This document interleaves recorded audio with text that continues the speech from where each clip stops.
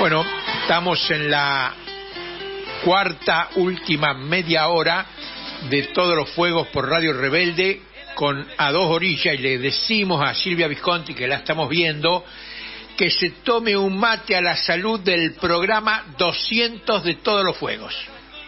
Buenas tardes, sí. Bueno, no tengo el mate ahora todavía preparado, pero dentro de un ratito ya me lo voy a preparar. Y me preguntabas, antes de la tanda, de qué íbamos a hablar hoy. ¿Sabes, Daniel, que desde hace tiempo tenía ganas de compartir en este espacio algún acercamiento al tema de las artes visuales, pero sabiendo que eso constituye un fuerte desafío? Un primer desafío porque las artes visuales, al menos teóricamente, no tienen una llegada a gran parte de las personas, a las personas en general, y de los militantes en particular, ¿verdad? A diferencia de otras formas del arte como la literatura o la música. Y eso hace un poco complejo abordar este tema. Y el otro tema, el otro desafío, es que tiene que ver fundamentalmente con el carácter visual de estas artes. Un componente que obviamente es imposible mostrar a través de la radio, donde no hay imagen. Pero bueno, no obstante ello, quizás porque por mi formación docente, que una de sus ramas es la historia del arte, y quizás porque me resulta un poco doloroso que tantos desconozcan estas expresiones de la creación humana, que de alguna forma tanto compromiso y tantas conciencias pueden despertar. Y quizás también porque me interesa romper con ese prejuicio que solemos tener y que se manifiesta en expresiones como yo no entiendo nada de arte, el arte visual es para las élites, no me interesa saber nada sobre ese tema, el arte no es para los trabajadores, etcétera, etcétera. Y por eso decidí asumir este desafío, y hoy me voy a dedicar a algo que tiene que ver con el arte visual. Yo creo, Daniel, que si le hiciéramos la pregunta a los militantes si han participado de expresiones artísticas visuales como espectadores o como protagonistas, la mayoría dirían que no. E incluso, si le preguntáramos a los jóvenes, posiblemente también dijeran que no. Sin embargo, si les preguntara a quienes tienen, digamos, unos 40 años o más, si tienen referencias del siluetazo, o más sencillamente de las siluetas de los desaparecidos en los muros, seguro que contestarían que sí. Y si le preguntáramos a esos jóvenes si recuerdan esas siluetas delineadas sobre papel y pegadas en los muros, también seguramente contestarían que sí. Y el siluetazo, que se realizó entre el 21 y el 22 de septiembre de 1983, fue una expresión de arte visual. Una acción artística, estética y política que logró simbolizar la desaparición y de manera emblemática logró de alguna forma articular el arte con una demanda social colectiva, que era la aparición con vida de miles de personas desaparecidas durante la última dictadura militar argentina. El siluetazo se convirtió incluso en una expresión artística que trascendió las fronteras del país y se replicó en muchos otros lugares de América. Esto fue una iniciativa de 3 artistas visuales: Rodolfo Aguerreberri, Julio Flores, ambos docentes y artistas, y Guillermo Quexel, serigrafista, diseñador y artista. Y su concreción contó con las madres y abuelas de Plaza de Mayo, otros organismos de derechos humanos, militantes políticos y activistas, grupos estudiantiles y muchas agrupaciones juveniles. Consistió en el trazado sencillo de la forma vacía de un cuerpo a escala natural sobre papeles, que luego fueron pegados en los muros de la ciudad como forma de representar, digamos, la presencia de una ausencia, la de los miles de detenidos desaparecidos.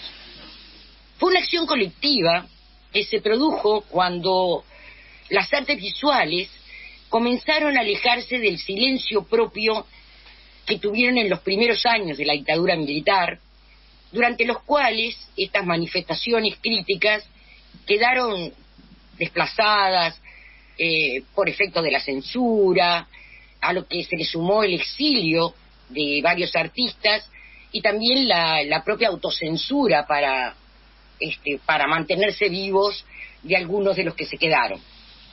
La idea del siluetazo comenzó a formalizarse cuando estos artistas decidieron representar a todos los desaparecidos y realizar una acción colectiva cuyo punto de partida fuese la Plaza de Mayo, que ya era emblemática, y se la propusieron a las madres.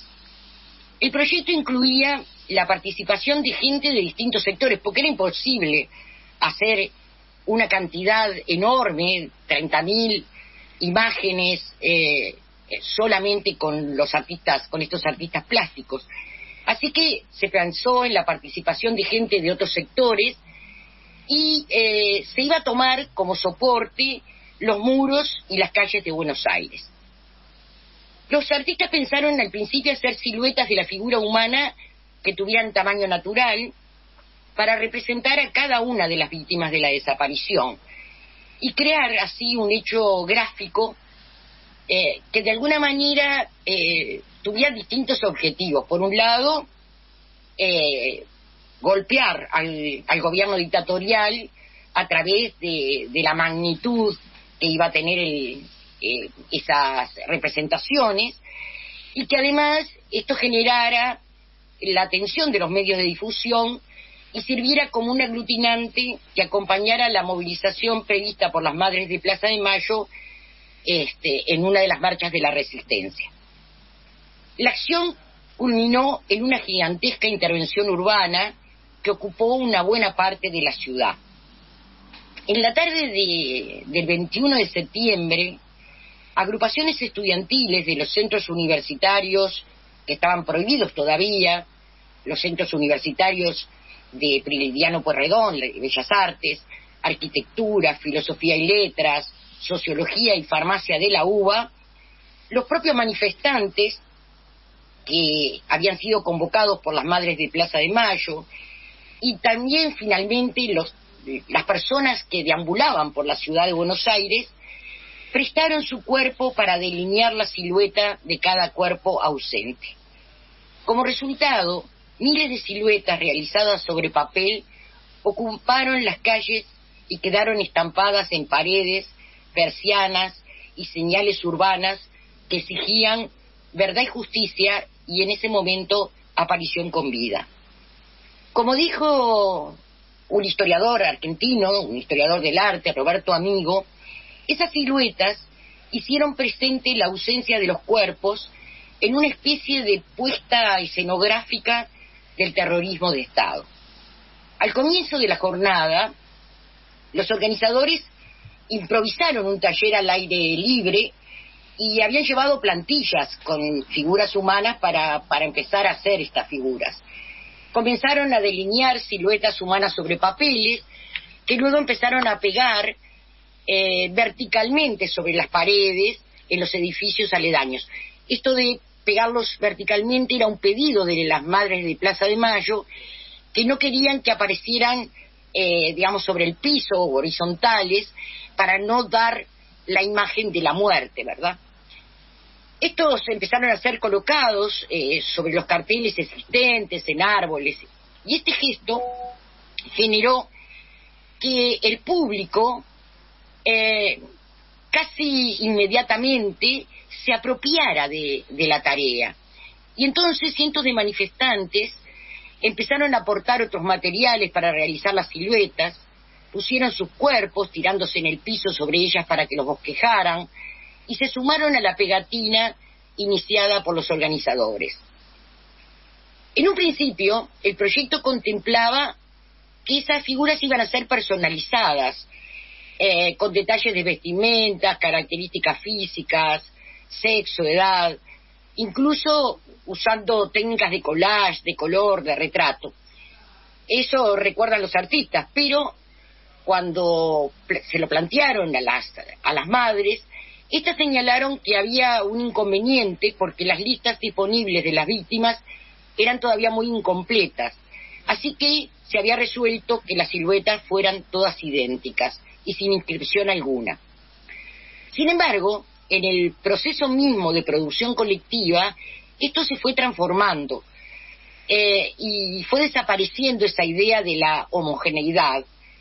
Primero fueron las abuelas de Plaza de Mayo las que señalaron que también debían estar representadas las niñeces y las mujeres embarazadas, y así surgieron estas figuras. Y después, espontáneamente, la gente comenzó a escribir el nombre de un desaparecido sobre la silueta, la fecha de la desaparición, o las empezó a cubrir con consignas. Incluso hay una anécdota de un manifestante que, impactado por lo que estaba viendo, fue a su casa y volvió con corazones rojos de papel que fue pegando en las siluetas que rodeaban la plaza, y otras personas comenzaron a colocar un signo de interrogación sobre estas siluetas. En medio de una ciudad que todavía conservaba, porque se estaba en dictadura, un clima hostil, una presencia hostil y represiva, y a pesar de que hubo un fuerte dispositivo policial, esta actividad artística liberó un espacio de creación colectiva que se puede pensar como una redefinición tanto de la práctica artística como también de la práctica política. Aquel siluetazo inicial, al que siguieron 2 jornadas semejantes en diciembre del 83 y en marzo del 84, cumplió una doble función, una función acusadora y una función reparadora.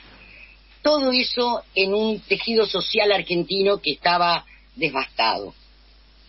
Desde hoy podemos preguntarnos en qué medida se puede reconocer un legado vivo de las siluetas en las prácticas artísticas de intervención callejera, artística, más recientes.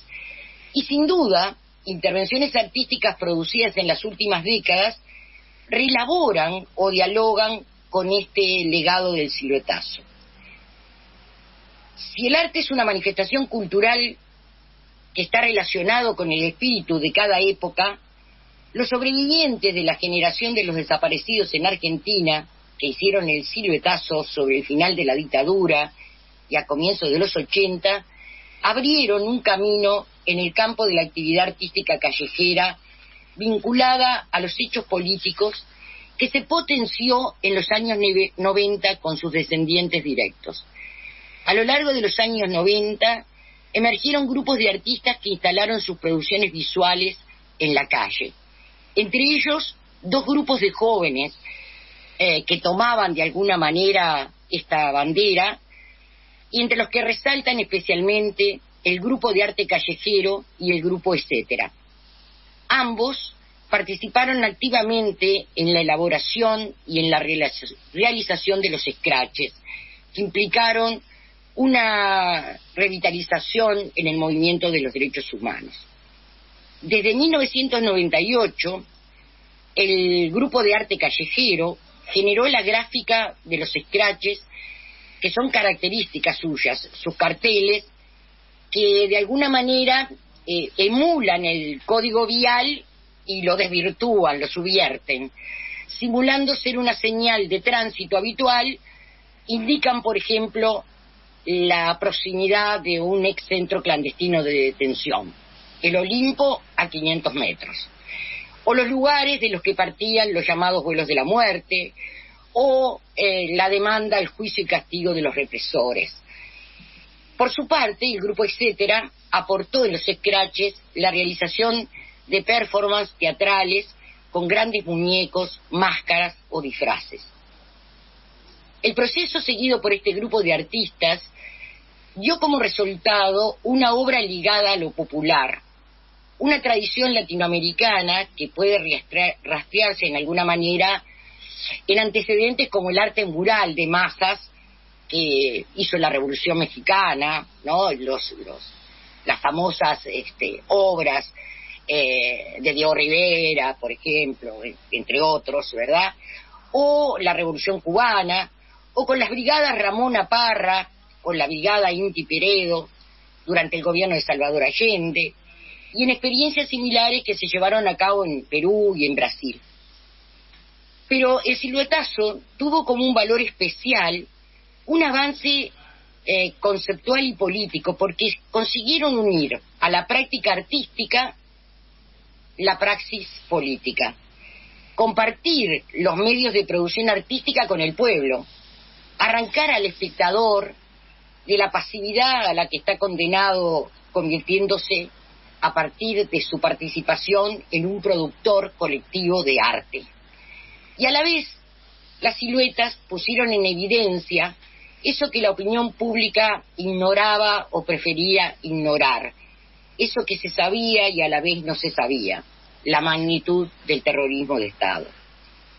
Las siluetas en los muros horadaron el silencio, instalaron en la sociedad ese silencio que había sido instalado en la sociedad durante la dictadura en torno a los efectos de la represión, que podía sintetizarse en el lenguaje de la época con la frase "nosotros no sabíamos". A partir de ese momento ya no se podía no saber.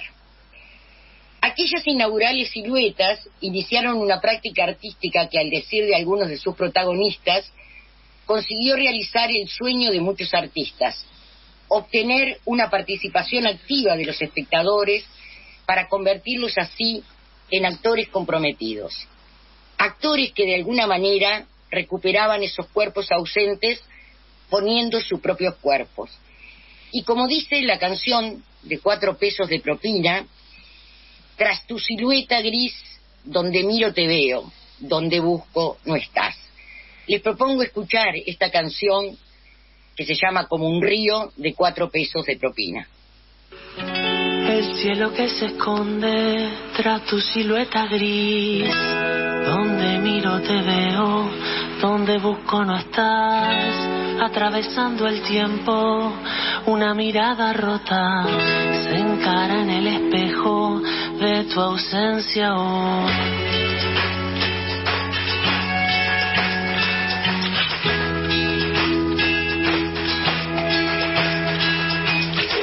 Aunque pasen los años, siempre vuelve al otoño, un retrato incambiado que el fuego congeló, y una noche de frío florecen margaritas para recordar tu nombre y preguntar dónde estás. Caminar en silencio por el asfalto frío, acá nadie te olvida, acá no hay soledad. Caminar en silencio, ruidoso como un río, acá nadie está solo, acá hay necesidad.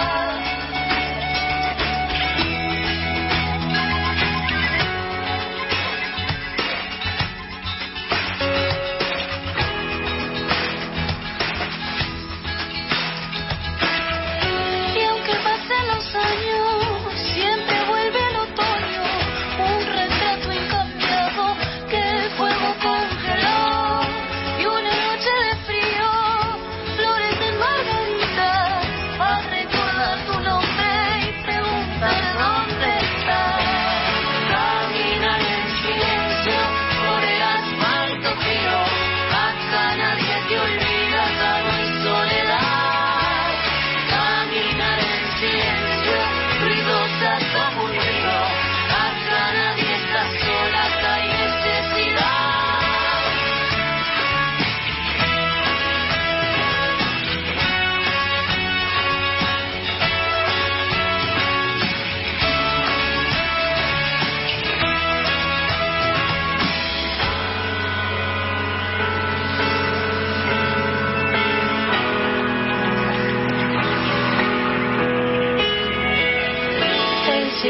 se esconde tras tu silueta gris. Donde miro te veo, donde busco no estás. Y aunque pasen los años, siempre vuelve el otoño para recordar tu nombre y preguntar dónde estás. Caminar en silencio por el asfalto frío, acá nadie te olvida, acá no hay soledad. Caminar en silencio, ruidoso como un río, acá nadie está solo, acá hay necesidad. Caminar en silencio, ruidoso como un río, caminar en silencio,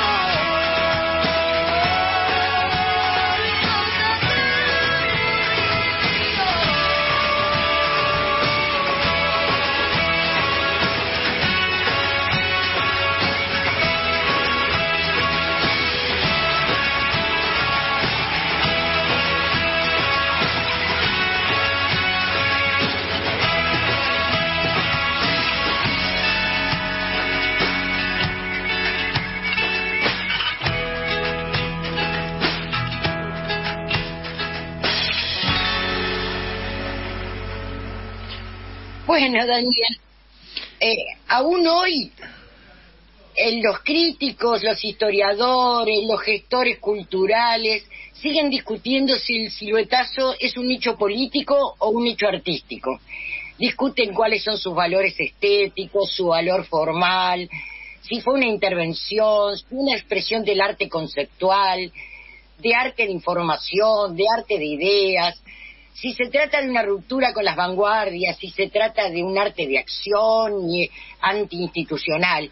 Y todos esos debates poco importan, porque de lo que se trató fue de hacer del arte una fuerza actuante en la realidad concreta, una liquidación radical de la categoría moderna del arte como objeto de contemplación pura, de instancia separada de la vida, y fue también la recuperación para el arte de una dimensión que las dictaduras le habían despojado, la capacidad de ampliar el circuito de comunicación hacia los sectores populares para poder, desde lo específico de su rol de artistas, aportar en las luchas cotidianas.